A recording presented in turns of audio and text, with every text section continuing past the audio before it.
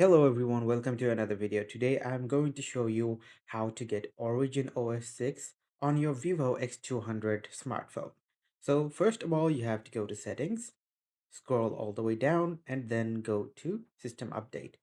After hitting to system update, click on the three dots on the upper right corner and click on version trial.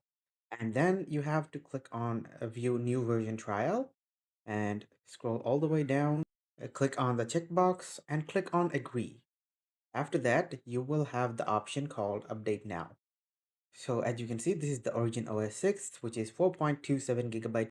And if you click on download and install over here, then the Origin OS 6 will be downloaded and installed on your smartphone.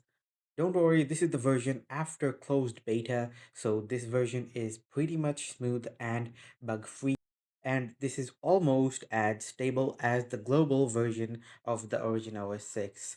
So guys, if you found this video helpful, please leave a thumbs up and subscribe to my channel for more helpful videos like these.